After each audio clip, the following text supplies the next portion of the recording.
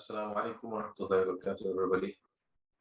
I hope everyone's well. I welcome everybody on to our open day today, our white thread. MashaAllah, Jazakumullah for everybody for joining. The idea of today is just to mainly go through some of the courses that we are offering. Some of them have gone through a few changes, and obviously just to make everybody well aware of what's being offered, inshallah. As posted in the chat, you can either post your questions in the chat in the group as you are, or you can do it privately, inshallah. I think without further ado, we'll get going, inshallah. We'll start off with the first course. Mazi Shanta, you want to present the first hadith course that we have? Okay. Bismillah ar-Rahman ar-Rahim. Nahnu nusalli wa nusallim ala rasulihi al-kareem. Amma ba'd.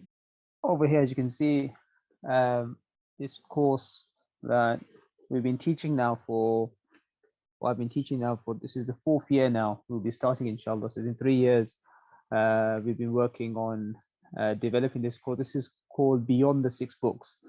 And the idea is quite simple.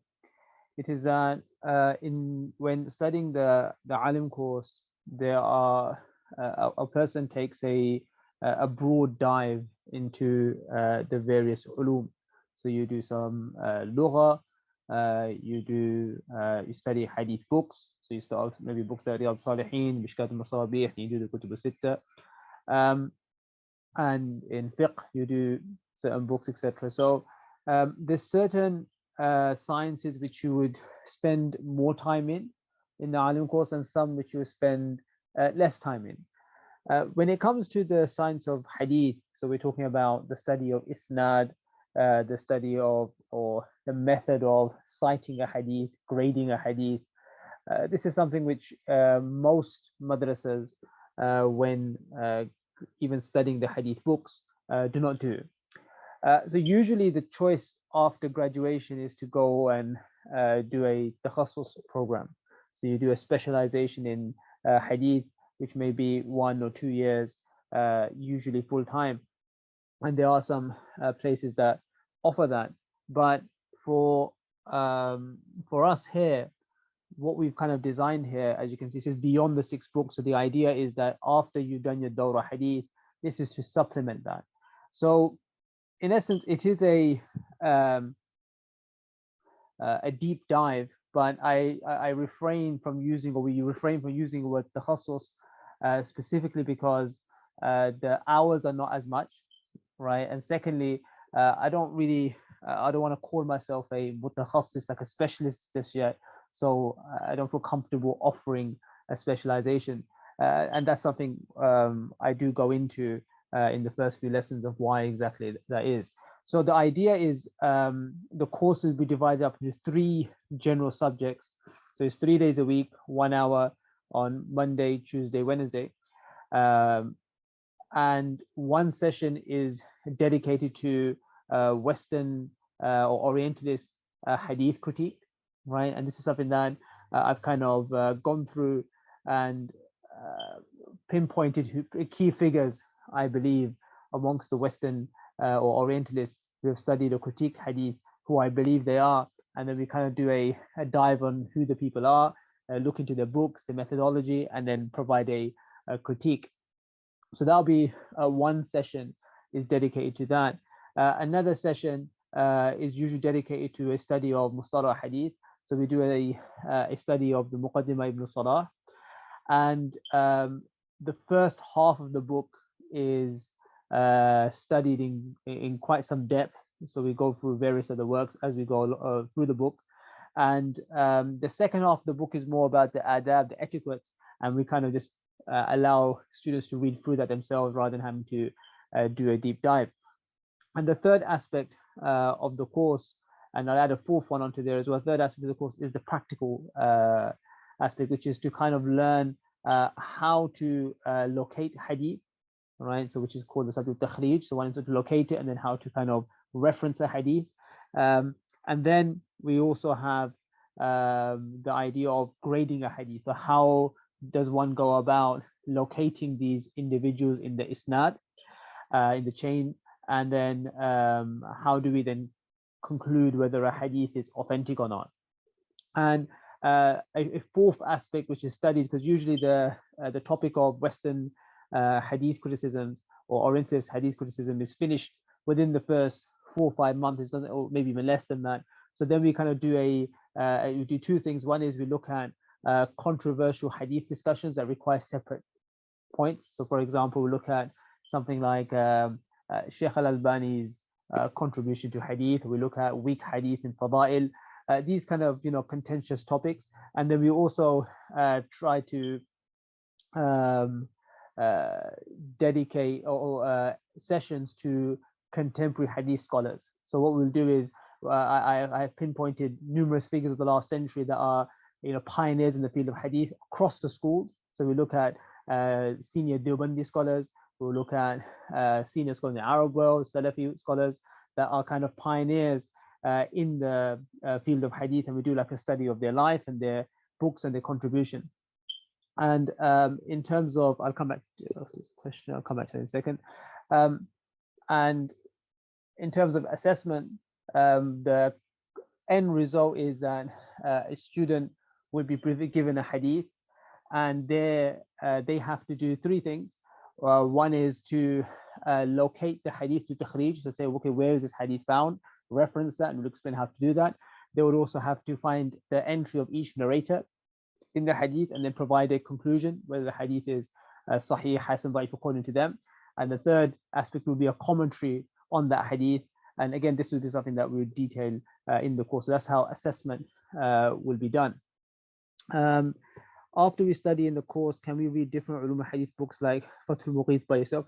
Yes, that's the idea, because once we've delved into so the idea is, if you can understand Muqaddim al-Salah and the main discussions therein, these books that come after, which we'll by the way look through parts of them anyway as we go along through Muqaddim al-Salah, they will become much more accessible. So trying to jump into Fathul Mughith, whereas not understanding the basic discussion in Muqaddim al-Salah can be difficult. So if Muqaddim al-Salah is studied properly, the idea is that these more lengthier or dedicated books to specific topics should become much more accessible. A last point I would add is that the way that I try to teach the course is to keep it very open. So if there are certain discussions or questions, or because we do a lot of case studies, like we look at a hadith and we say, right, well, who's authenticated, we can know why have they done that. So if you've got like questions in your mind of yourself, thinking that, okay, what's the ruling about this hadith, you send it to me, and we'll be much more it's a very interactive course where you can share your thoughts, send books in that you think you want to discuss, topics you want to discuss. So that, in a nutshell, if I haven't missed anything, is what this Beyond the Six Books is about. Timing of the classes don't match my schedule, so can I just recording and ask questions and do assessments? That is possible. That is something that some students have decided to do in the past, and it's doable, because it works out to be 3 hours of plus the reading and stuff that I give. So we got 3 hours plus the reading. So if you can't make live sessions, it is very practical to do the recording. Of course, we advise people to come live because it just makes it that much more easier to interact. But yes, if that's if someone cannot do so, recording is something that we're open to. Jazakumullah khair, Muazzishan, for that. We do have one question in regards to can you do a few courses together, especially your course being a short course. What would you advise? And obviously some courses may clash in terms of timings, but in terms of also the ability and whether they actually go together, what would you advise? Of course, it depends on a person's schedule. If someone is free throughout the week, then the jurisprudence course and the tafsir course kind of work quite nicely together, because you have Monday to Wednesday the fiqh course, and Thursday, Friday will be the tafsir course. And likewise, if you want to do the hadith course would clash with a lesson at least of the fiqh course. So you can do 3 days of that, and then Thursday, Friday can be the tafsir course. But I do give a lot of, so there's something that I would want to add here is that a reading is given, right? A lot of reading is given every week, and it's not necessarily possible for me to, because there's quite a lot of people distant learning, so we don't have beyond the hours in the class and emails, etc. We don't sit in front of each other for too long. So a lot of it does come down to how much effort you want to give. So if you want to come to the course and this with any of the classes, to be honest, and just spend the time in the class, and that's great. But if you want to really maximize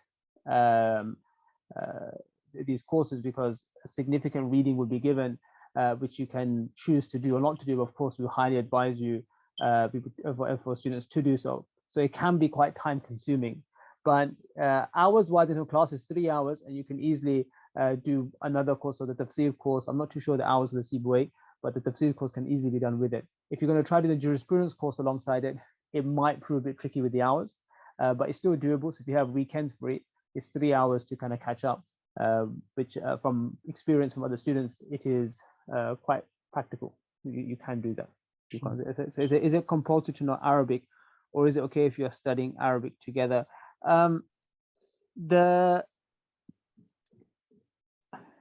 It is doable, because it will be difficult.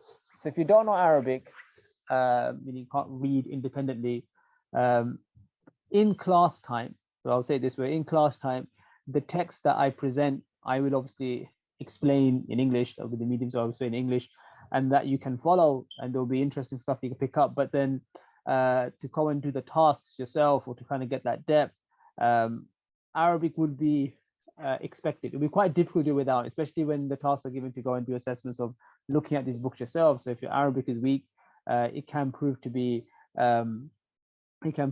quite difficult. So I would highly advise to study Arabic beforehand. So yeah, it depends on your level of Arabic. So if you're doing Sibawayh to brush up on your Arabic, and you do, okay, that's fine, that's not a problem. But if you're kind of learning Arabic from scratch as you're going along and trying to do the hadith course, I think the jump may be a bit too much. Ideally, like I said, the course is built for people that have done the alim course or some previous introductory or basic study of hadith, right? That's the idea. So it's made for that. If you haven't studied hadith before, it can still be done. It'll be more challenging, but it can still be done, because a lot of the times I kind of assume a certain basic level of understanding of hadith, and as we discuss topics, it's not going to necessarily be broken down everything, because it's assumed that some basic study of hadith has been done. Like I understand 50% Arabic, especially reading Arabic. And I said, it should be fine then. If you study ulum hadith before, you're aware of the technical terminology of hadith, and you have enough Arabic where you kind of get the gist of what's happening, and you're studying Arabic alongside it, it is doable. But of course, I can't. It will be difficult for me to say specifically, because I don't know exactly the level that we're talking about. But it is doable. It is doable. If you studied hadith specifically before, it can be done. I'm going to bring in Mufti Abdurrahman Mangera to talk about some of the courses that he'll be taking this year, and kind of some of the developments that have taken place over the last 4 to 5 years running these courses. I think Mufti really wanted to kind of emphasize this year how much we have developed over the years. So I'm going to ask Mufti Abdurrahman Mangera to kind of delve into that and talk a little bit more about that. Okay, Bismillah ar-Rahman ar-Rahim. Alhamdulillah wa salatu wa salamu ala Sayyidina Muhammad wa ala alihi wa sahbihi ajma'een. Amma ba'd. So, Jazakallah khair, Mawlana Zishan, for to give us an idea of the course that you are teaching beyond the 6 books. So what I want to deal with right now is 2 courses in particular. One is the advanced jurisprudence course, which has been running for a few years, mashallah. And every year we have a good number of people that join in. And then we have the advanced tafsir course. So what I want to discuss is really how both of these courses have been advanced, both with the experience that we've had over a few years and with the feedback that we've actually gotten back from our students. So now what we do in both of these courses, that our objective is not just to teach, which it started off with, the idea was to teach and, get the students to understand the text and so on. But now our objective with both of these advanced fiqh course and advanced tafsir course has become to actually get people to actually be able to teach fiqh confidently and to teach tafsir to a certain level as well. So that's what we're aiming towards right now. Just give me one moment. While waiting for Mutsab, there was a question in regards to, is it possible to start in March? Currently, our year courses start from September all the way till July. Therefore, it would be very difficult. Maybe some of the short courses you'll be able to catch up with if there's recordings available. However, all our courses do start in September. Yeah, you'd have a lot of catching up to do if that was the case. So yeah, going back to the tafsir course and the fiqh course. So the fiqh course, the content of the fiqh course is essentially a commentary of Quduri on some of the more advanced sections, like the chapter of trade, buyu, and likewise a number of other, the whole of buyu, and then a number of other kitabul hadr wal ibaha, a number of other chapters. We let the students choose some of the chapters as well, and kitabul nikah, etc. So what we then do at the end of the year is that every student has to actually teach the rest of the class, and sometimes including the iftar class. They're actually supposed to teach everybody a lesson as though they're the teacher. And mashallah, I would say that this past year that has just been completed, we had a very, very, very mashallah successful cohort of students, and pretty much every single one of the students who actually did teach, they taught very competently. That, we're so happy with them that we feel confident that inshallah they have a decent aptitude and competence now, inshallah, teaching fiqh in other places. See, the purpose of White Thread Institute, what we wake up in the morning to do is essentially to empower the ulama and the alimat, right? That's really what our purpose is. So now what we've done is that the courses are focused on empowering them to actually teach the course. So the point is not that you now just understand the text, but no, you understand the text, you know how to research the text, you learn how to look in, for example, the commentaries of Hidayah, to be able to, and the commentaries of Quduri and the other books, to be able to get an understanding of the masala. They challenge with this. And at the end, they're actually supposed to prepare 2 lessons. They're given option to do it twice, and then they get critiqued. And mashallah, I was very, very happy with that. So that's the furu' al-fiqh section. And then after that, Maulana Zishan, he generally covers the contemporary fatwa and the whole understanding of what the fiqh of the Hanafi fiqh is all about, how it developed, who are the main players in that, some of the main terminologies. He deals with that. And that's something which is generally not covered in a lot of places. So he teaches a lot of that. Then after that, there's the usul al-fiqh section, which goes into trying to respond to a lot of the criticisms against the Hanafi madhab today regarding the usul and so on. So he deals with that. So mashallah. And then of course there's the Dala'il al-Madhab. So all of that comes together to really empower the students to feel very confident about the Hanafi school. Of course, it's not a specialization course as such. Then, many of our students, sometimes we get them into the iftar course afterwards. We believe if anybody is successful in the jurisprudence course, then they generally can probably very easily go into the iftar course. In fact, what we do with some of our students, some of our applicants who come in for the iftar course, we find that they're not up to it yet, right? They probably gonna struggle. So we send them to the jurisprudence course, and mashallah, at the end of it, they can easily walk over to the iftar course, and generally it works for them. The tafsir course, mashallah, again, that's been developing, as I said, in the same way. So, it comprises, you can check online, it comprises of a survey, or you can say a selection of about 25 to 30 different tafsirs. And what we do, again, we get the students involved. So the first few, the teacher will choose, select, and provide. Then we actually get the students to, their job is to provide a new tafsir, 2 new tafsirs each week, different students. And we try to get them to find a selection from a tafsir that we've not covered yet, right? And that could range all the way from some of the earliest tafsirs like Imam Tabari, third century, down to contemporary tafsirs. We try to cover the older ones first, the famous ones first, or we try to mash them up and pair them up. And we try to tell them to find selections that are controversial, needed, challenging, under discussion outside, in the contemporary world, so that we can actually discuss this. So the whole discussion is really, really enriched because of the way we do that. And the students have to find out about the authors. They have to find out about, get an idea of what the tafsir is about. And then after that, we study it together, right? So that's called the selections, tafsir selections. Then we have the language, style, and structure that includes the i'jaz and the balagha aspect.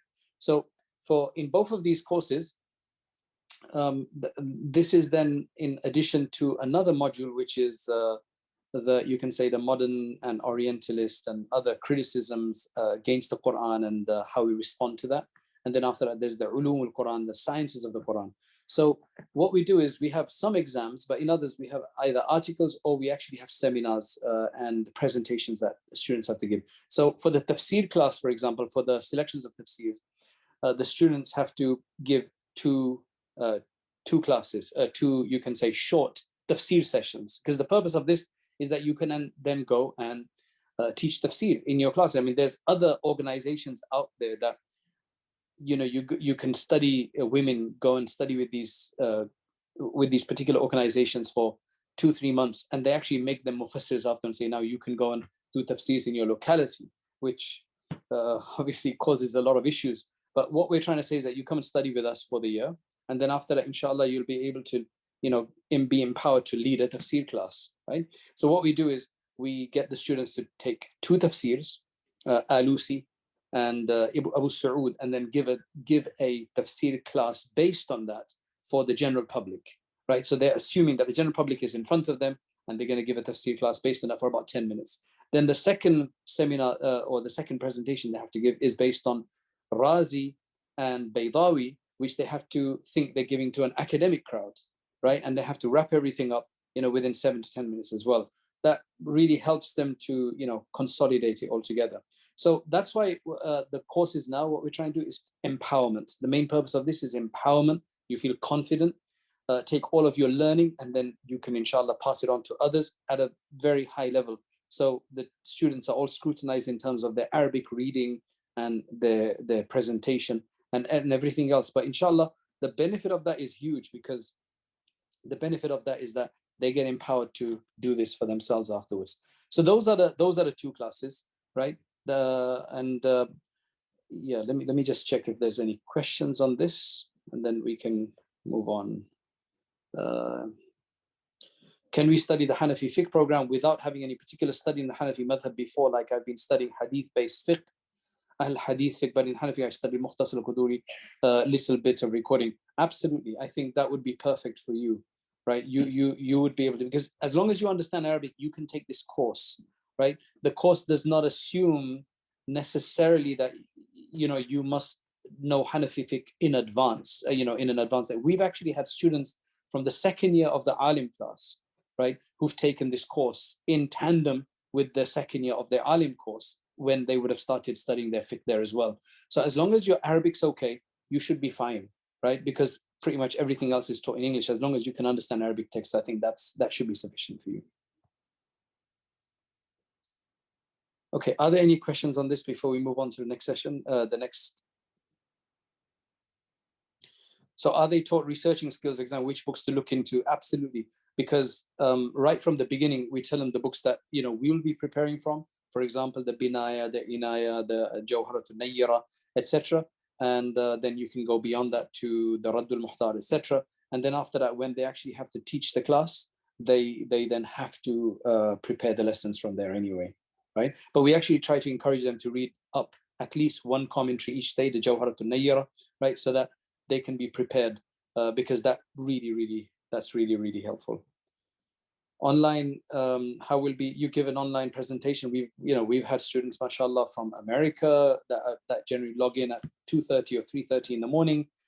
last year we had a student from South Africa. So there's students from the rest of England. They can't be on site. They give a presentation online. They can use a PowerPoint if they want. They can use the text. It's up to them, right? And let's see, what else do we have? How many hours of extra study in the week is required for the tafsir selection language of the Quran course? I would say that I think you could do it in probably 2 hours would be good, right? 2 hours would be good, I think, right? I think 2 hours a week along with whatever we're doing, I think should be enough. 2 to 3 hours, maybe maximum. I mean, of course, there's no maximum, but yeah, 2 to 3 hours. Will the material be provided, or do we need to buy our own books? In the tafsir class, in my classes, in the 2 that I teach, you don't have to buy anything. For Ulum al-Quran, it's a good idea if you have the book yourself, but again, there's PDFs available of those books as well. So as far as I understand, Mona Zishan, for yours as well, you provide all the selections, right? There's no books they actually need to buy.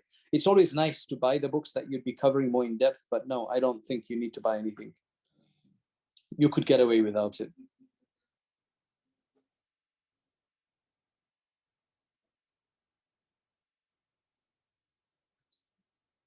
Okay, so I think let's now move on to, for the Quran course, would the students present a lesson to? Yes. So in the Quran course, we have 2 presentations that they generally end up doing, right? One is, the tafsir class that they do, and the tafsir class for the general public, which is actually done in front of the rest of the class. The general public is not there. It's just they have to assume that they're talking to the general public and how they would conduct that, right? So they actually taught what to look out for and things like that. And then they have to assume that the rest of the class are academics and scholars or ulama and alimat, and then they have to give another one according to that. So they actually do it in class. But alhamdulillah, one of the things is that we have purchased the building, and which is going to eventually become the White Thread hub and the White Thread mosque, the masjid, right? So we eventually, can get or will be getting our students, both the current students and past students, to basically, undertake different classes there, inshallah. In Arabic, compulsory to know for it, as I'm learning and I can generally understand Arabic books, general sense, but I hear their words for vocabulary problems, Hanafi fiqh program. Again, it's very difficult to say, right? It's very difficult to say, as Mawlana Zishan said, it's very difficult to say what your level is and, how it's going to be for you. You can always, you can always ask for somebody to test you to get an idea of how your Arabic is. But I think if you can just read Arabic, right, decently and confidently to a certain degree, then of course fiqh books have a certain terminology aspect as well that you don't have to worry about, because that you will be taught. The terminology aspect you will be taught as long as your Arabic is decent, right? Is it possible to come on site some days and join online other days? Yes, it is. We had a doctor who had to be in surgery one of the days of the week, so he would attend for 2 days, and one of the other days we actually encourage coming on site.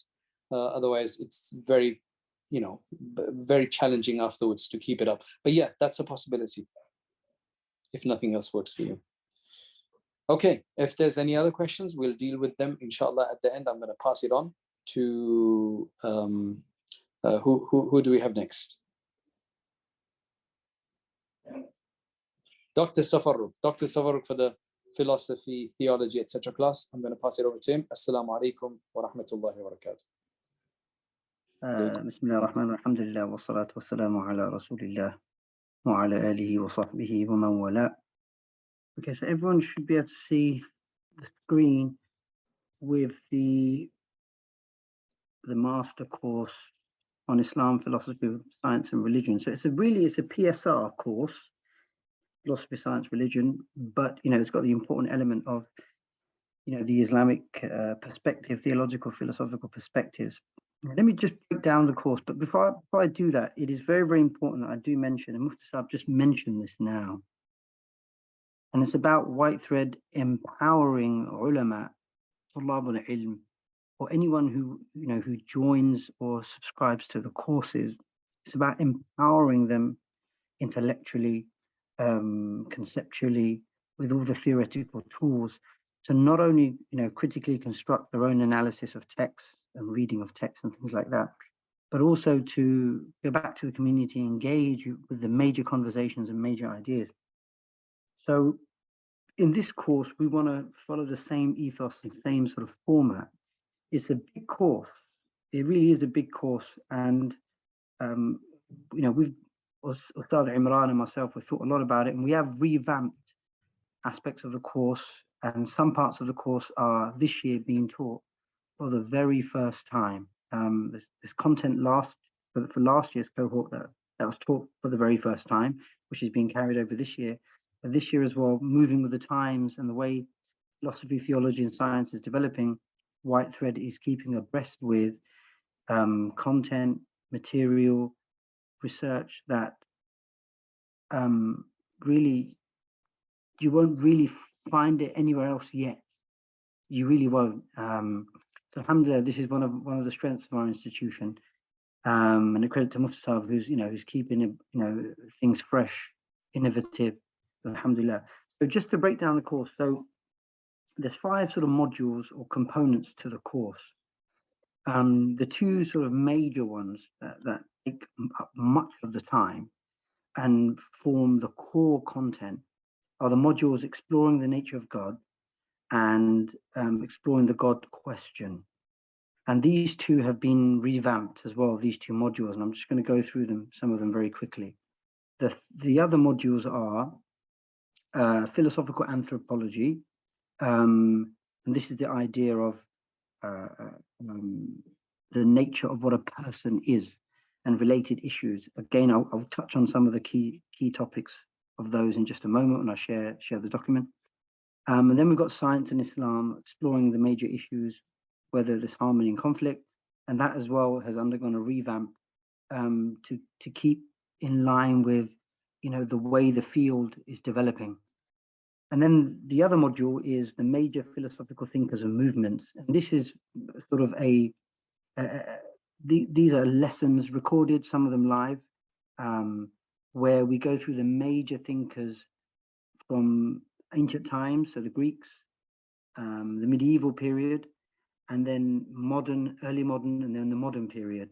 This too has undergone revision and change in light with important philosophical thinkers who have come to the fore because they've shaped the way, for example, modern philosophy is done, or the way theology is done, even in the Islamic world. So we have to calibrate,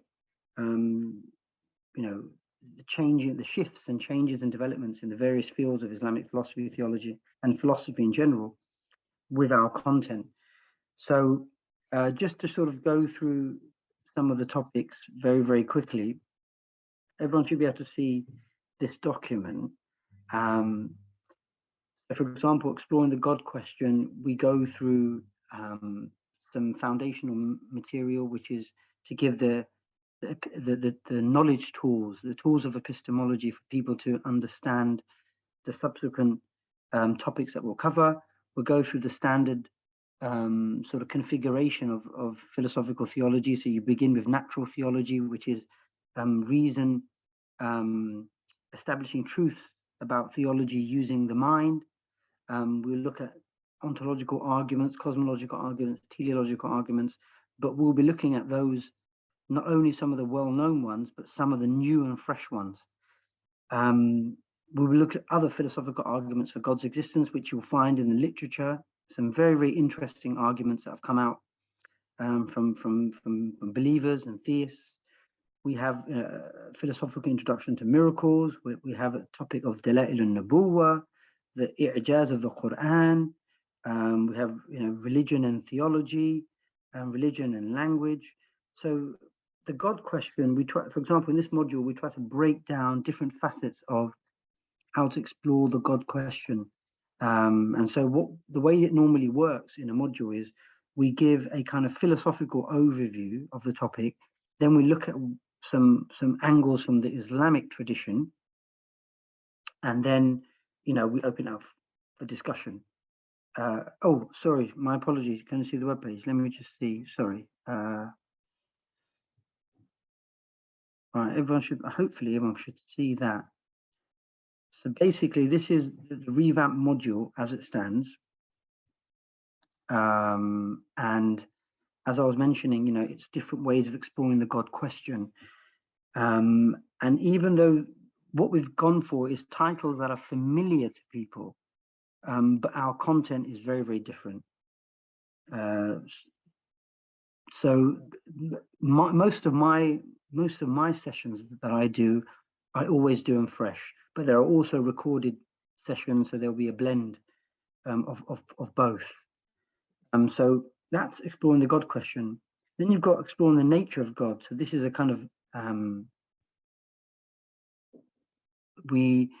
so just to quickly answer that question, do we teach the 3 aqaid perspectives? Yes. So if you see, for example, this module, exploring the nature of God, essentially, one of the other aspects in philosophy, religion, and science is looking at the nature and attributes of God. So we look at the traditionalist perspective, we look at the Kalam perspectives, we also look at other perspectives that people actually are not quite sort of familiar with, but nevertheless they're part of our tradition, and often they fall under mystical ideas and things like that. So what we thought we'd put it under is apophatic and cataphatic approaches to divine attributes. And so much of this module that you're looking at now is revamped. You would not have seen this in the past, and even the website will need to be updated with these sort of contents. So inshallah, we will do that. So here in this module, we'll cover things like paradoxes of divine attributes. We'll look at meta-ethics. We'll look at tahsim wa taqbih, good and bad, theories about that. Look at the problem of evil. Look at the problem of hell, evil God challenge, God psychology, God and sociology. So this is the first 2 modules. These 2 are really the biggest and the most sort of ram-packed.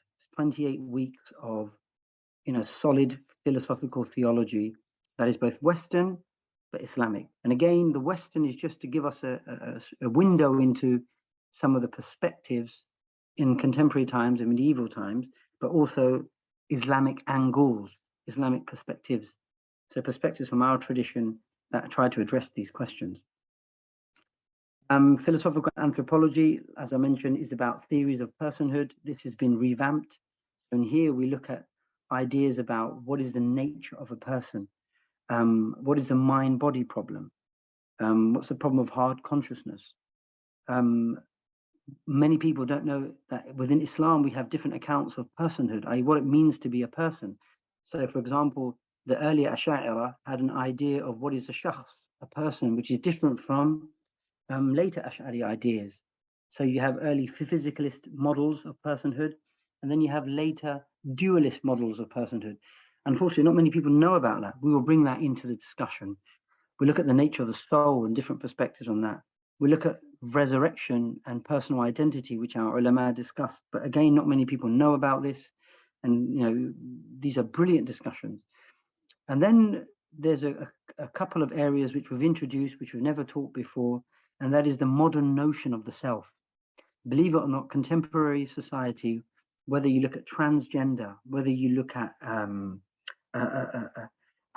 ideas of masculinity, femininity, all these ideas that we're faced with now, that are pushed in schools, pushed in society, sort of imposed on us, they come from an idea of what a person is.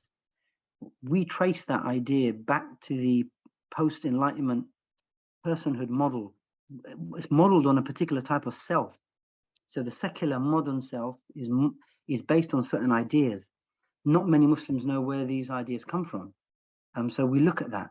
And we look at post-humanism and transhumanism, which is, again, you won't really find this in courses on Islamic theology and philosophy. And we were looking at that, giving Islamic angles and how to deal with it. What would Islam say, towards a transhumanist perspective, for example? That's philosophical anthropology. Again, we've got the other module is science and Islam, and some of the new modules that are being introduced. I haven't finalized it, which I'll do, but pretty much, we will be looking at major ideas. So I want to bring in, for example, ideas such as critical race theory. I want to bring in, you know, gender identity theory, because these are underpinned by philosophical ideas, and we need to know these philosophical ideas. So I'll be bringing that in the module on key thinkers. Ustad Imran and myself, inshallah, will be bringing it in under major philosophical thinkers and movements. So we're going to be revamping thinkers and movements and get a better balance. So we're going to be looking at major movements. The philosophical underpinnings of contemporary movements, whether that's critical race theory movement, whether that's the feminist movement, and other movements within the Islamic world. So the reformist movements, the modernist movements. So these kind of emerging movements as well. So inshallah, we'll be looking at those. And again, because the course is so big, we can only introduce it in broad strokes. But we hope that some of the ways to respond to these sort of new movements and philosophies and philosophers can help empower our learners, our ulama, our tulab al-ilm, our teachers, our community leaders, if they join, you know, in tackling these issues. So just to sort of summarize, and I've gone on for quite a bit. It's a massive course, and we're not really asking much for anyone to join the course. You don't need a degree in theology or philosophy. You don't need a background in any of the, you know, ulum al-shar'iyya. You don't need any background in that. Of course, it does require sort of engagement and commitment to watch to be part of the live sessions. Obviously, you can follow up on recordings, but to watch any of the pre-recorded sessions, the reading materials, Ustad Imran and myself have really shaved down a lot of the materials, because in the past people found it overwhelming. So we do just give selective resources, and anything that's needed we provide anyway. So there's nothing additional to purchase from the student. So there's no additional cost, inshallah, to incur. And then we have, of course, Canvas and any discussions, follow-ups, any materials people want to share. Canvas is the material for students. We know that students are busy, you know, and so they have different timetables in different time zones.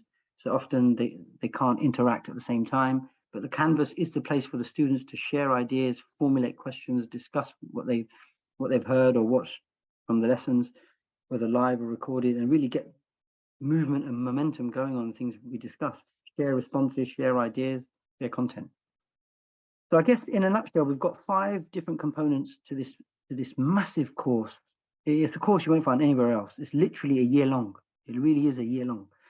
And so, you know, it's 5 modules. We're looking at major philosophers and thinkers and movements. We explore the nature of God. We explore the God question. We look at science and Islam, and we look at philosophical anthropology. Just to mention something about science and Islam, I don't think I said anything about that. Again, we're keeping abreast with new developments.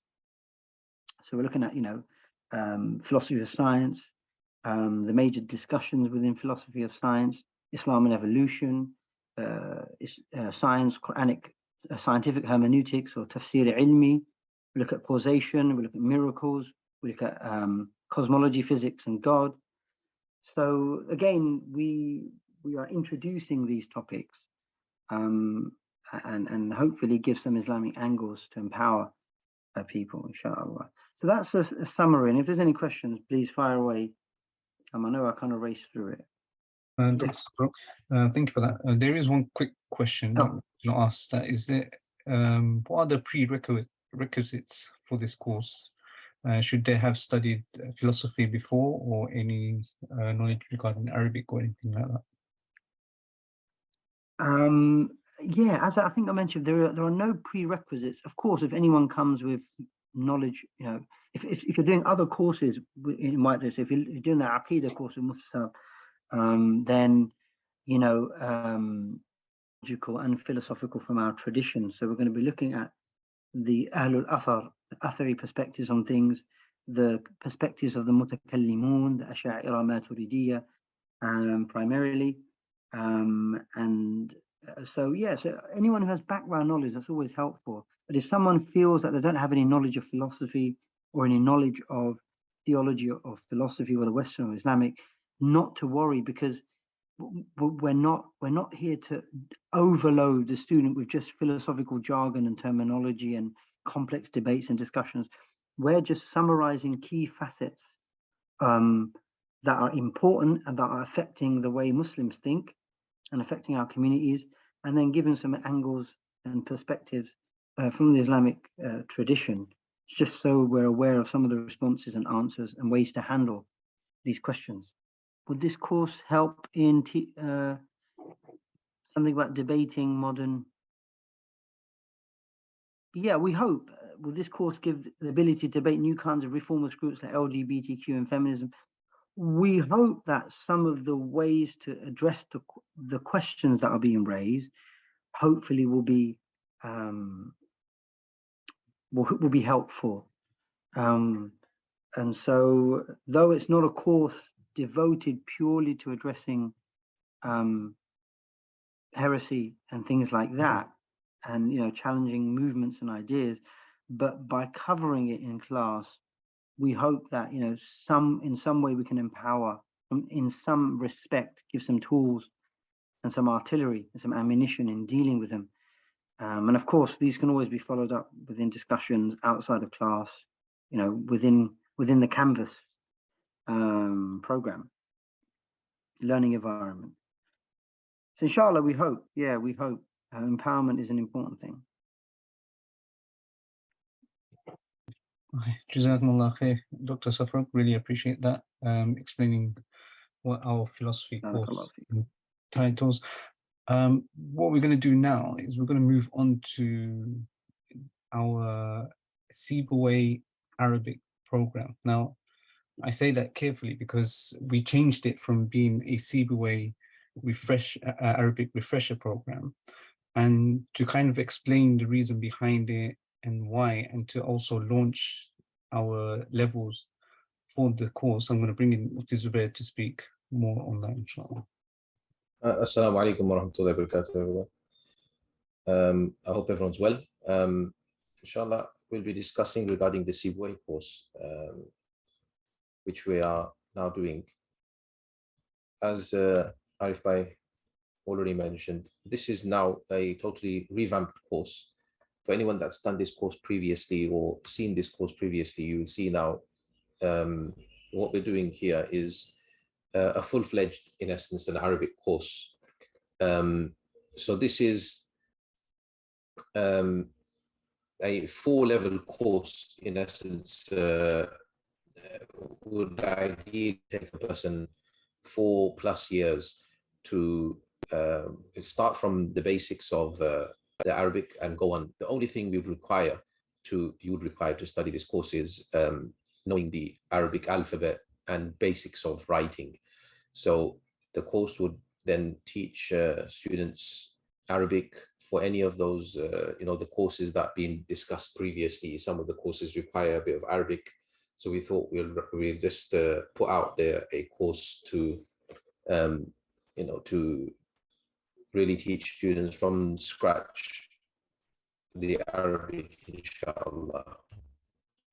To see, firstly, just a general overview of the course. Like I mentioned, we said at the beginning that just the course, it did begin with as a refresher course, but the feedback we got from majority of the students was that students, especially alims, alimat, who may have studied the Arabic at a very younger age, they didn't quite understand the importance maybe of some of the foundational studies, the Nahw, the Sarf. So we thought we'll just start from scratch and inshallah take you through the journey.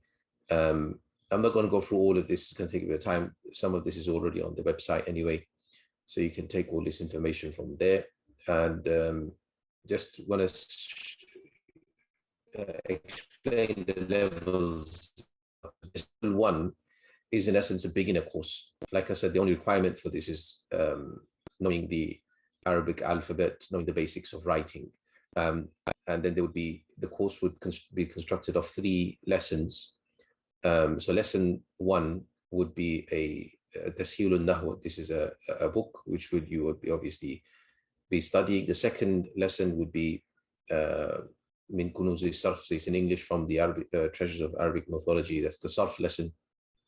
And then you've got the third lesson, which is a combination of two books, which is 10 lessons of Arabic and also Qasas al-Nabiyyin. So these three lessons, this is how the day would be structured. This would take place every Tuesday from 8:30 till 1 o'clock. There'd be 3 lessons, and 3 instructors, inshallah, would be teaching this. There'd be a homework that would be given. Students will be expected to allocate roughly 3 to 4 hours per week. Obviously, students who could do it faster, they can do their work faster, but at least 3 to 4 hours per week. Students are requested to spend outside of class time. Then this course will only be offered live. No recordings will be of this particular course. And by the end of this level, what students should be able to do is read, translate, and construct simple Arabic sentences. So that's the level that we hope that students that go through this level 1 course, beginner course, would then eventually reach. That's that. Then at the same time, on Tuesday, we'll be running the level 2, the intermediate course as well, which is again constructing of the same simple 3 lessons. Lesson 1 will be now Nahw, but in Arabic. So this will be studying in Arabic. The Ajrumiyya, obviously, the medium of teaching will be English, but the course material would be English. Would be the Arabic, sorry. Lesson 2 would be Tatbiq Sarfi. Again, is the Sarf, but in Arabic. And lesson 3 would be our Adab, which will be through Ayyuha al-Walad and Al-Qira'atu Rashida. So this is the way that we're going to, inshallah, do level 1 and level 2. So this will be done also on Tuesday from 8:30 till 1. So those students who join the level 1, then they can do level 2 the following year. Those who feel as though they've already, they more or less know level 1, they can go straight into a level 2. In order to go into level 2, you will be interviewed, and you'll be told to read a small passage and translate that passage, just to make sure you're up to level 2 standard. And if you pass that, then you will be allowed to go into level 2. Otherwise, you'll be requested to do level 1, so that the level 2, the pace that it needs to move at, it can carry on moving, inshallah, so that the students are more or less on a similar level. That's the idea behind this, inshallah. So that's that. Then again, there'll be homework given, and students are expected to allocate some time for that. Again, there'll be only live lessons, no recordings available for this. And the main reason for this, I mean, there may be questions of why there are no recordings. The main reason for this is that last year was the first year we actually did no recordings. Before that, we used to offer recordings, and we know that students, their attendance goes down, and this is like one of those courses that you need to engage in class in order to progress. Otherwise, it's very difficult to listen to recordings of Arabic lesson and actually in 1 year progress to the stage that we need you to progress at. So it's very important to take part in the class. And last year, because there were no recordings, it was very rare that somebody missed lessons. So this is the reason why we're sticking to no recordings, because that encourages students to actually take part in the live lessons, inshallah.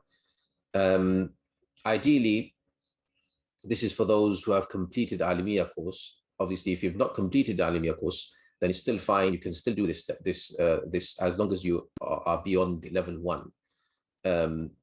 By the end of this level, you'll be able to, inshallah, develop confidence in reading intermediate Arabic texts and become capable of independently engaging in classical works. The easier classical works, you should, inshallah, independently be able to read through that and understand that. That's the idea of, or that's the level 2. Then we have a level 3 and level 4. Now, level 3 and 4 will be similar in the way that it's structured. So it's different to level 1 and 2. Level 3 will be more modular structure, so it won't be offered on a specific day. Let's say, for example, the teacher who is going to teach this Qatrul Nada, for example, they may offer this on Saturday morning, for example, and then we will push out, we will advertise on Saturday morning, this course would be offered. Then there will be a Mukhtarat course module, in essence, maybe it's on a Thursday evening, for example. It just depends. All of these modules would be offered at different times. So you, whenever it suits you, whichever timing suit different people, because obviously some people will be available in the evenings, some people weekdays, some people weekends, mornings. So that's the idea. We're trying to do this particular one at different times, so it can, inshallah, help different people. And if you can join all of them, then you can. But over the course of maybe a year or two, if you can take these modules, finish the modules, you would have finished level 3. That's the idea. So once you finished all 6 modules, you would have finished level 3. The timings obviously will be confirmed. Again, this one, the recordings would be available for. This would be obviously for students who are competent and able to basically read and translate Arabic. And texts, obviously, this is just an idea that we've mentioned here. The texts may vary depending on the students, their level that they're at when they enroll. And then we have the advanced level 4. This would be more difficult texts. So this is Al-Kitab fi Ilm al-Nahw. This is a book by Sibawayh himself. So we've got the course Sibawayh. The idea of the course is by level 4, you reach a stage where you can, inshallah, study the books of Sibawayh himself, the master of Nahw. So you can study his text. And then there'll be the Alfiya, the Kafiya, Maqamat, and Sab' al-Muallaqat. These are texts, inshallah, will be taught again in modules, and the Diwan al-Mutanabbi. So these are, inshallah, hopefully will be offered later. Timings will be confirmed, recordings again will be available. Obviously here we'll be covering more difficult texts, and yeah, this would be for more advanced students. And once you finish this, inshallah, hopefully you should reach a very good level of Arabic understanding, inshallah. So both level 1 and level 2 will be done on the same day at the same time. So you won't be able to do level 1 and 2 in 1 year. So if you have to, you'll have to start from level 1, progress throughout, and then go to level 2. If you feel as though you just need to brush up on level 1 and you're more or less at level 2, then you just would start from level 2. You wouldn't need to start from level 1. Level 1 would be for those students who probably haven't really studied properly, or maybe have not studied at all. Gee, I'll hand over to Muhammad. You there? Okay, so Muhammad, there's a question. I don't know if you can see it, but it says, can you please explain Tatbiq Sarfi Ayyuha al-Walad and Qira'at Rashida books? So you can just maybe go through that. I can't see the message, but in summary, Tatbiq al-Sarfi is what you would compare, for example, Ajrumiyya to Tasheel al-Nahu, in the sense that what Tatbiq al-Sarfi covers is exactly what you're going to cover from Treasures of Arabic Morphology, with a bit more depth, obviously, and in the Arabic language. So the main point is to understand the sarf, the ta'lilat, the awzan, all of those things through the Arabic itself, and understand it from I think it's a contemporary text. So it will be easier to understand from this kind of Arabic rather than going into a classical text in Arabic. So that's why we chose that for the level 2. Ayyuha al-Walad and Qira'atu Rashida, those are two. So let's start with Ayyuha al-Walad. That's written by Imam al-Ghazali. It's a collection of advices, essentially, that he's given to one of his students. Now the Arabic he uses in there, it's classical Arabic, and it's a bit eloquent. So in order to get the eloquence that Imam Ghazali uses, the vocabulary we use in this text, to take that vocab, to learn that vocab. And that's the main focus from all of the adab sections in all of these modules, that we want to take the vocab and understand how the Arabs or the ulama spoke in the history, understand classical Arabic from those texts. And Qira'atul Rashida, that's written, it's a contemporary again by Sheikh Abul Hasan Ali Nadwi, rahimahullah, and his whole method, as with his other books like Qasas, etc., is to put those words from classical Arabic that is used specifically in the Quran, in the Sunnah, bring it to us in an easier format, in story format, so that we can then use it and learn it properly. So he uses he brings a collection of stories in Al-Qira'atul Rashida on various subjects, and it goes in 3 levels. The first level is very easy, then it goes into a bit intermediate level, and then at the end is a harder level. So these 3 levels is what's covered in Al-Qira'atul Rashida. And hopefully by the end of these 2 texts, of being able to read these 2 texts, understand them, and learning the vocab within them, a person should be able to pick up classical or intermediate classical books, and also ahadith generally, and they should be able to pick up most of the words, if not all of them, when they're reading a text like Riyadh al-Salihin, etc. Jazakumullah khair. Just to answer 1 or 2 other questions, those who have studied the CBWA course previously, would they be able to directly move to level 2? They should be able to. There would be still an interview. It may be short, but there'll still be an interview just to make sure that you're still at that level that you'll be able to go into level 2 for. There's which teachers will be teaching level 2? Mahila, do you want to go to that one? Assalamu alaikum. So inshallah, the level 2 course will be taught by myself, Maulana Muhammad Nadat, who spoke recently, previously, and Maulana Imran. So we will be the 3 main teachers of the course. So my section will be on Tatbiq Sarfi, as was explained by Maulana Muhammad Nadat. Maulana Muhammad himself will be teaching the adab side, so the Ayyuhal Walid. And then finally, Maulana Imran will be teaching the Ajrumiyya side, inshallah. So it'll be the same teachers for level 1 as well.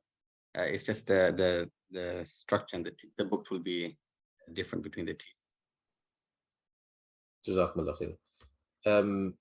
There's one particular comment mentioning that 8:30 to 1 would be really difficult, especially for those who are working or students. So yeah, I mean, this is not the end of it, obviously. This is just the beginning. This is one course that we're starting. Inshallah, we're hoping to start a evening Arabic course as well, inshallah.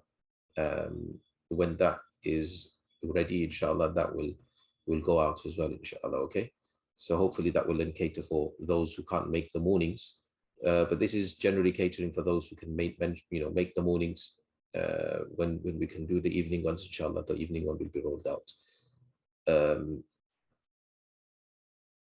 Does the 3rd and 4th level contain balagha? So balagha will also be, inshallah, a separate course module that would be done in the future as well, inshallah, near future, inshallah.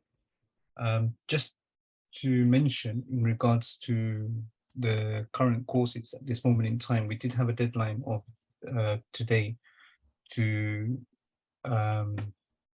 which had an offer of 10%, which was going to end by tonight. However, we've decided to extend that 10% until before the course starts, which is on the 12th of September. So all our courses will be starting week beginning 12th of September. So therefore, students will have the opportunity to kind of get enrolled before that, to take advantage of the 10% discount available to them. Go onto the website, whitethread.org, and basically sign up to the courses as soon as possible to make sure you get the maximum benefit from the course. We also have all students that sign up with us will also get a free course, which is the etiquette of a religious student. when you sign up to one of our courses, you'll be able to get a link which will get you to purchase the course for free, and you'll be able to kind of take that course before actually starting our academic courses, which is on the 12th of September, inshallah. What is Zubair, if you're still there, we have one question in regards to the CBOA level 1 course.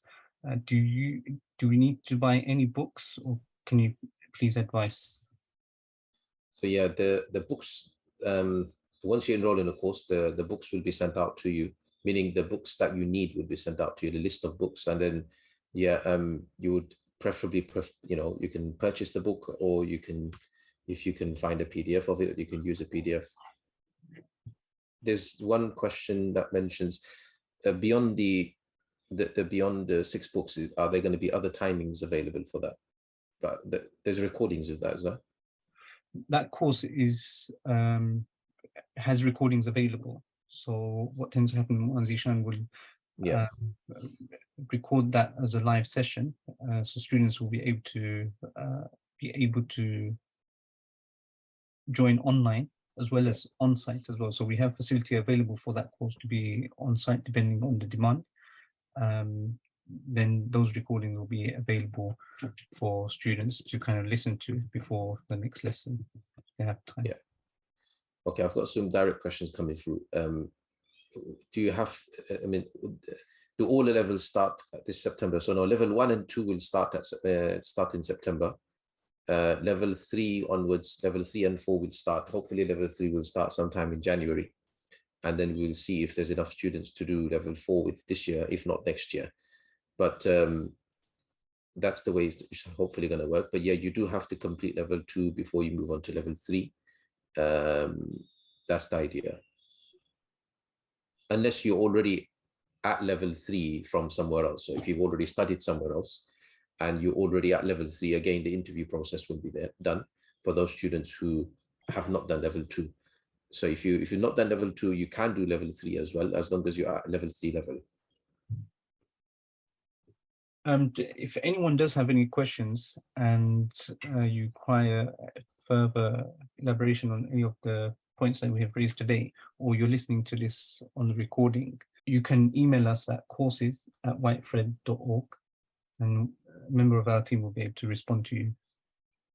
Will students be required to do in level 2 Arabic, mainly read Arabic text? Will they be able to kind of mainly read Arabic text?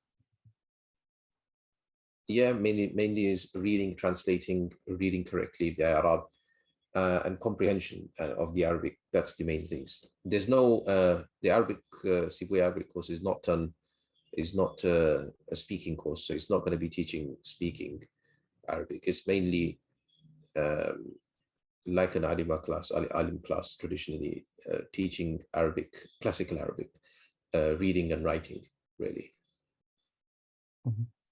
Someone just mentioned that levels 3 and 4 details are not on the website. The details are on the website, the breakdown of the levels. However, we haven't set up the sign-ups because we currently haven't set up the teachers for the course. But we will keep an eye on the website and keep an eye on our email list. We will have those details updated as soon as we have them, and we'll launch the courses. Yeah, most likely it'll be sometime in January, if you wanna keep eye out on for that time. Will you be launching an Arabic course working on writing, speaking, and listening as well?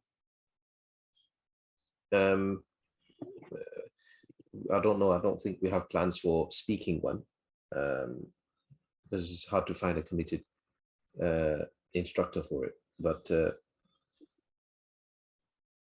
for the writing and reading, that's what we have already. The CBOA course does that. Jazakumullah khair for attending today. Do please go onto the website, whitethread.org, sign up to the courses today, and inshallah, we really look forward to having everyone onto the course next year, starting in September, and having a really good dialogue with the students. And we hope that, we can continue this journey of knowledge together, and we wish to have you all on board, inshallah. And Mr. Zubair, thank you for your time, and Mr. Abdurrahman Magera, Ustad, Safaruk, for giving the explanation to the courses that you guys are teaching, and we look forward to the courses this year, inshallah. Jazakumullah khair. Assalamu alaikum wa rahmatullahi wa barakatuh.